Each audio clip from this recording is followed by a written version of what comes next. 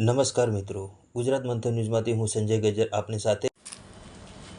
હાલમાં ચાલી રહેલા અમેરિકા, ઈરાન અને ઇઝરાયલ વચ્ચેના યુદ્ધમાં ભારતમાં સૌપ્રથમ ગેસની અછત જોવા મળ્યા બાદ આજે બપોરથી સાંજ સુધી અમદાવાદના પૂર્વ વિસ્તાર તેમજ બીજા બધા વિસ્તારોમાં પેટ્રોલ પંપ પર લાંબી કતારો જોવા મળી હતી। પૂર્વ વિસ્તારના જીઓના પેટ્રોલ પંપ પર આવી જ લાંબી કતારો જોવા મળી રહી છે। તો ચાલો આપણે જાણીએ પેટ્રોલ પંપના માલિક પાસેથી કે તેઓ આ અંગે શું કહેવા માંગે છે। मेरा नाम मोहम्मद हुसैन है। અમારે બપોરથી લઈને અત્યાર સુધીમાં જે પેટ્રોલની લાંબી કતારો લાગી રહી છે, શું કહેશો એ વિશે? ये चालिए हुआ है, माल तो पूरा है अपने पास और कोई टेंशन है नहीं, पब्लिक हैरान ना हो।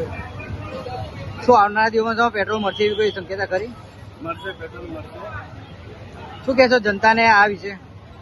मेरे पास 5 टैंकर माल पड़ा हुआ है और टैंकर आ रहे हैं, स्टॉक में माल है, माल के लिए कोई टेंशन नहीं है। पब्लिक को आप जानना मारते विनती है तो कोई भी पेट्रोल का टेंशन ना